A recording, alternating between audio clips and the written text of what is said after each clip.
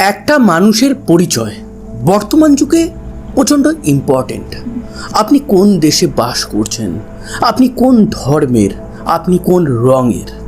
কিন্তু যদি বলি যে একটা মানুষের আইডেন্টিফিকেশন করতেই নিয়ার অ্যাবাউট 30 বছর লেগে যায়।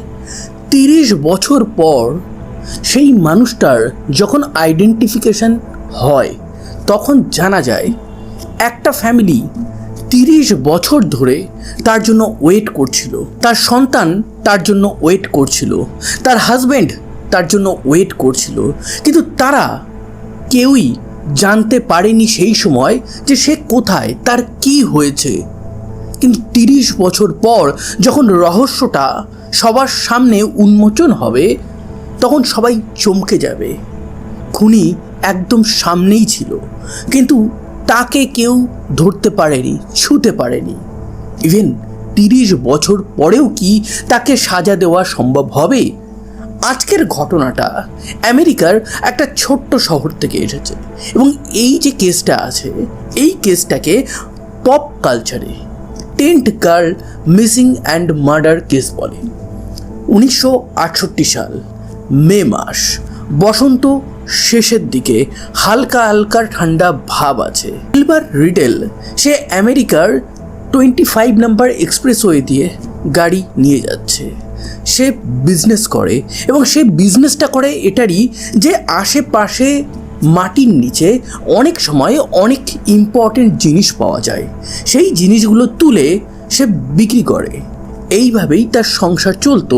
ওই এক্সপ্রেসওয়েতে সে যখন যাচ্ছে একটা স্পট সে আইডেন্টিফাই করে, সেখানে গিয়ে সে খোঁজাখুঁজি করতে থাকে তার প্রয়োজনীয় জিনিসপত্র।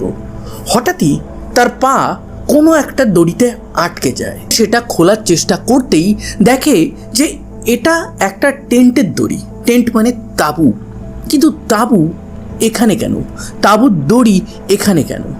জাস্ট চারিদিকটা সে যেই না নজর করে সে দেখে যে একটা তাঁবুতে পেঁচানো কিছু একটা জিনিস আছে এবং তার থেকে দুর্গন্ধ বেরোচ্ছে। সে কোথাও না কোথাও একটু ভয় পেয়ে যায় এবং তার মনে কোথাও না কোথাও একটা সন্দেহ আসে। সে নিয়ারেস্ট যে গ্যাস স্টেশন মানে পেট্রোল পাম্প সেখানে যায়, গিয়ে পুলিশকে ফোন করে। খানিকক্ষণের মধ্যেই পুলিশ ওই স্থানে পৌঁছে তারা একটা ছোট্ট ছুরি দিয়ে ওই টেন্টটা ওপেন করে এবং টেন্টটা ওপেন করতেই তারা দেখে একটা ফিমেল বডি। সেই বডিটা উদ্ধার করে তারা হসপিটালে নিয়ে যায়। সেই বডির চোখ বেরিয়ে এসেছিল এবং এটা দেখে পুলিশ ক্লিয়ারলি বুঝতে পারে এই লেডির মৃত্যু বেশ কয়েক মাস আগেই হয়ে গেছে। তার কাঁধের সাইডে একটা ডাইপার ছিল, তার শরীরে কোনো রকম কোনো আঘাতের চিহ্ন তারা দেখতে পায়নি, কিন্তু ভালোভাবে এক্সামিন করার পর তারা দেখতে পায় যে মাথার পিছনে একটা আঘাত আছে।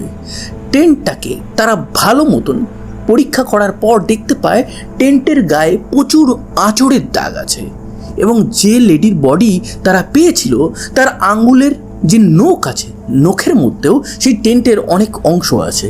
তো এখান থেকে পুলিশ আইডিয়া করে যে যখন তাকে ওই টেন্টের মধ্যে বেঁধে দম আটকে মারার চেষ্টা করা হয়েছিল সেই সময় প্রাথমিক সময় অন্তত সে জীবিত ছিল। জীবিত অবস্থাতেই দম বন্ধ হয়ে তার একটা নৃশংস মৃত্যু হয়েছিল। কিন্তু এই যে বডিটা আছে এই বডিটা কার, তার বাড়ি কোথায়, সে কি এখানেই থাকে নাকি অন্য কোথা থেকে এখানে এসেছিল, সেই ব্যাপারে পুলিশ খোঁজ খবর নিতে থাকে। এইদিকে ফরেন্সিক এক্সপার্টরা তারা দেখে যে এই নারীর সাথে কি কোনো কুকর্ম করা হয়েছে না, তারা কনফার্ম হয়ে যায়। কিন্তু এই নারী ফিজিক্যালি অ্যাক্টিভ ছিল।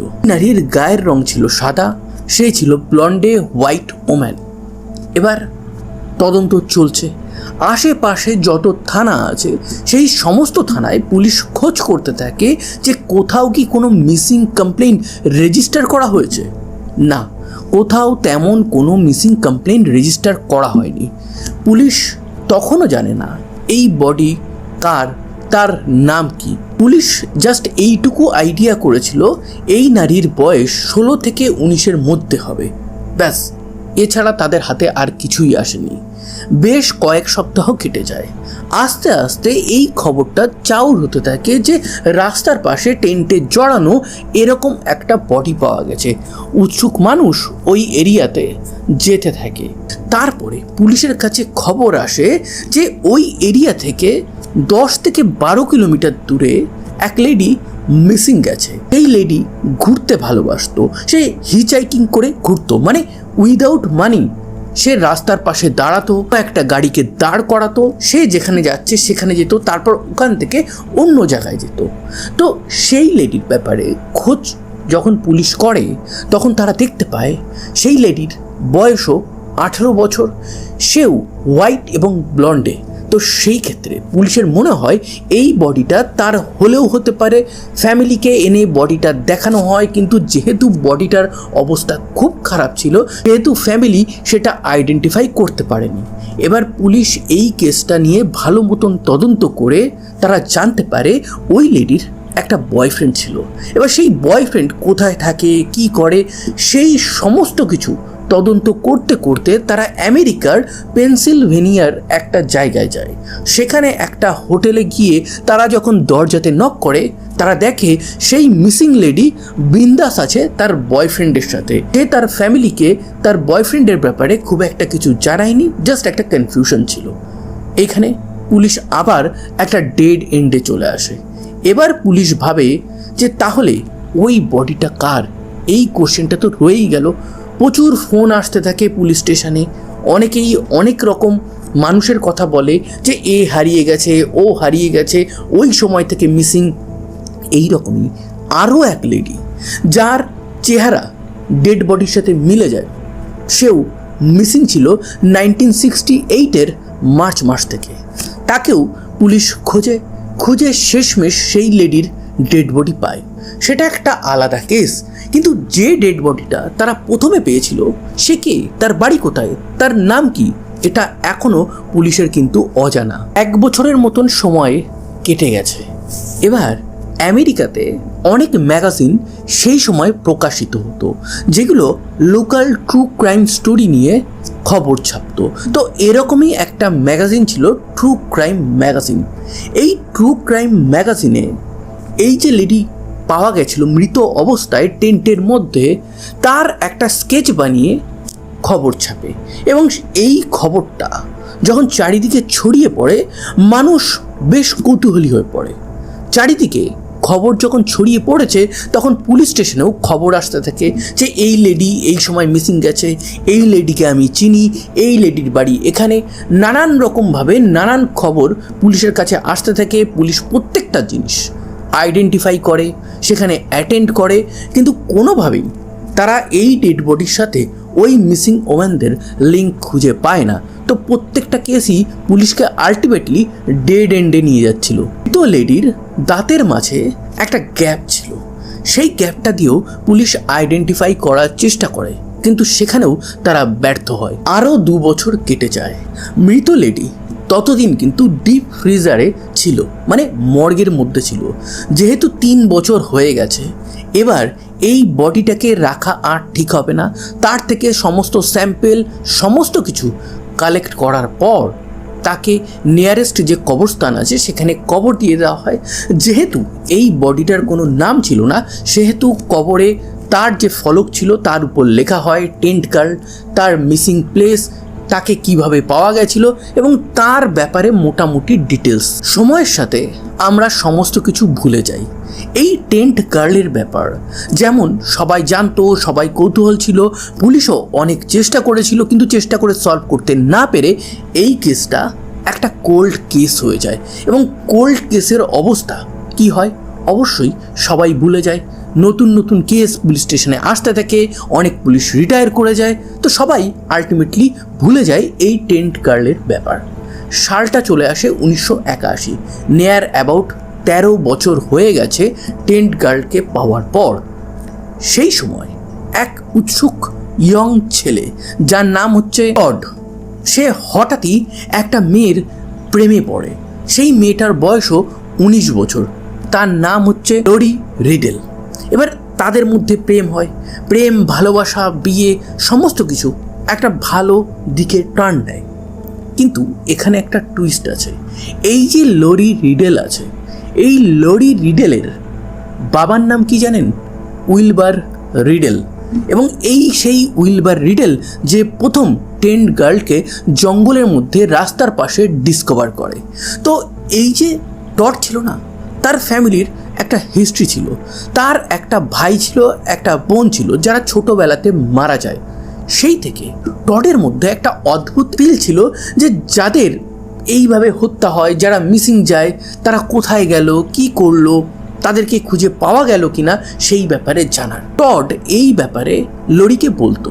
তো লরি এক সন্ধ্যেবেলায় টডকে বলে যে জানো তো, আমি যখন অনেক ছোট ছিলাম তখন আমার বাবার সাথে একটা ট্র্যাজেডি ঘটে যায়। আমার বাবা যে জিনিসটা আজ পর্যন্ত ভুলতে পারেনি। সে বলে যে একটা লেডিকে পাওয়া গেছিল টেন্টের মধ্যে, কিন্তু সে কে সেটা আজ পর্যন্ত জানা যায়নি। তখন টড উৎসুক হয়ে লরির বাবার কাছে যায়। উইলবার পুরো ব্যাপারটা তাকে বলে, তার ছবিটাও দেখায় যেটা ট্রু ক্রাইম ম্যাগাজিনে প্রকাশিত হয়েছিল। এবং ওই ছবিটা দেখা মাত্রই টডের মনের মধ্যে একটা জিনিস আসে যে এই লেডি, সে হয়তো কারোর মা, হয়তো কারোর মেয়ে, হয়তো কারোর ওয়াইফ। তারা অন্তত তাকে খুঁজেছে কিন্তু খুঁজে পায়নি, দীর্ঘ সময় কেটে গেছে। তো আমি একে খুঁজব। সেই দিন থেকে টড একটা জিনিসই ডিসাইড করে, যতক্ষণ না আমি এই লেডির অ্যাকচুয়াল পরিচয় বার করতে পারবো ততক্ষণ আমি থামবো না। সে পুলিশ স্টেশনে যায়, পুরনো সমস্ত ডকুমেন্ট বার করে করে পড়তে থাকে। পুলিশও চমকে যায় যে এত বছর পর একটা কোল্ড কেস সে কী বা বার করবে। তার কাঁধের পাশে একটা বেবি ডাইপার পাওয়া গেছিল। এখানে টড ভাবে, বেবি ডাইপার কারা কেনে ব্যবহার করে? নিশ্চয়ই কোনো একটা ছোট বাচ্চা, নিশ্চয়ই এই লেডি সে হয়তো মা হয়ে গেছিল, সেই কারণেই তার কাছে একটা এরকম ডাইপার ছিল। এই জিনিসটা ভেবে সে পুলিশকে বলে। পুলিশও ভাবে যে হ্যাঁ, ব্যাপারটা তো ঠিকই বলেছে। একটা সময় টড অনেক রিকোয়েস্ট করার পর পুলিশ ডিসাইডও করে নেয় যে তারা কবর খুঁড়ে আবার চেক করবে যে এই লেডির পেটে কোনো সিজারিয়ান মা হওয়ার কোনো চিহ্ন তার শরীরে আছে কিনা। কিন্তু পরবর্তী সময় এই জিনিসটা ড্রপ করে দেওয়া হয়। কিন্তু টড সে এই পুরো ব্যাপারটা ভুলে না। তার এবং লরির বিবাহিত জীবন খুবই সুখের ছিল। কিন্তু লরি প্রত্যেক দিন একটা জিনিস দেখতো, যে ফ্যাক্টরি থেকে ফেরত আসার পর টড প্রত্যেক দিন এই কেসটা নিয়ে বসতো। এইভাবে আরও দীর্ঘ সময় কেটে যায়। সালটা চলে আসে 1996। সেই সময় আমেরিকাতে ইন্টারনেট আস্তে আস্তে আসছে। খুব কম লোকের কাছেই কম্পিউটার আছে। সেভাবে ইন্টারনেটের মাধ্যমে যদি আমি এই খবরটা সারা আমেরিকাতে প্রচার করতে পারি, তাহলে হয়তো এই লেডির খোঁজ বা নাম পাওয়া গেলেও যেতে পারে। সে অনেক কষ্টে টাকা জমিয়ে একটা সেকেন্ড হ্যান্ড কম্পিউটার কেনে। সালটা চলে এসেছে 1997। সে চারিদিকে ইমেল করতে থাকে। সে একটা ওয়েবসাইটও বানায়, tentgirl.com। সেইখানে টেন্ট গার্লের ব্যাপারে সমস্ত ডেটা সে আপলোড করে। ওখানে যত ইমেল আসতো সেগুলো সে চেক করতো। 1998 সালে একদিন রাত্রেবেলা সে কাজের কিছু ইমেল চেক করছিল। শোয়ার আগে সে জাস্ট ভাবলো tentgirl.com গিয়ে ওখানে আসা ইমেলগুলো সে চেক করবে। চেক করতে করতে একটা ইমেল তার নজর কাড়ে এবং সেই ইমেলে লেখা ছিল লেক্সিংটন 1967। আমার বোন বারবারা মিসিং যায়। তার চেহারা, ছবি, যে বিবরণ ওই ইমেলে দেওয়া ছিল সেটা কোথাও না কোথাও টেন্ট গার্লের সাথে হুবহু মিলে যায়। এই ইমেলটা পাঠিয়েছিল রোজমেরি। সে নিজেকে বলছিল বারবারার ছোট বোন। আর এই বারবারার সাথে টেন্ট গার্লের কোথাও না কোথাও ম্যাচ আছে। সঙ্গে সঙ্গে টড তার ওয়াইফ লরিকে এই ব্যাপারটা বলে। তারা রোজমেরির সাথে কন্ট্যাক্ট করে, পুরো ব্যাপারটা জানে যে বারবারা তার লাইফটা কেমন ছিল, সে কখন মিসিং যায়। বারবারার একটা অতীত ছিল, সে একজনকে বিয়ে করেছিল, তাকে বিয়ে করেছিল, সে আগে বিবাহিত ছিল, সেখানে সে ডিভোর্স নিয়ে বারবারার সাথে বিয়ে করে। তার একটা সন্তানও ছিল। বারবারার একটা কন্যা সন্তানও হয়েছিল। তার বয়স মাত্র কয়েক মাস ছিল। এই সময় হঠাৎই একদিন সে মিসিং যায়। তার হাজব্যান্ড বলে যে তার ওয়াইফ অন্য কারোর সাথে প্রেম করে পালিয়ে গেছে। তো কিন্তু সেই সময় বারবারাকে খুব একটা খোঁজার চেষ্টা সে করেনি। আর রোজমেরির সেই সময় বয়স মাত্র ছিল 10 বছর। এটাও বলে যে তার দিদির বয়স মোটেও 16 থেকে 19 ছিল না, ছিল 24 বছর। এই খবরটা জানার পর টড, লরি এবং বারবারার যে বোন আছে রোজমেরি, তারা 3 জন থানাতে যায়, পুরো ব্যাপারটা বলে।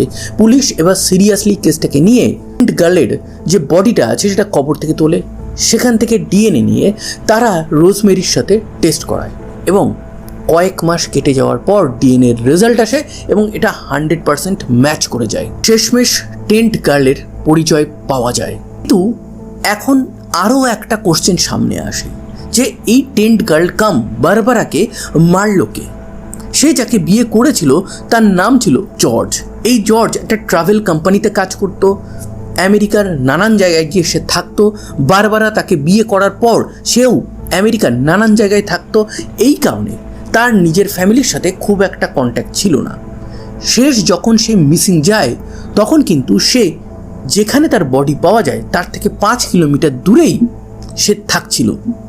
তার হাজব্যান্ড বলে যে তার ওয়াইফ বারবারা সে অন্য কারোর সাথে পালিয়ে গেছে, কিন্তু সে এরপরেও কেন মিসিং কমপ্লেন লেখায়নি?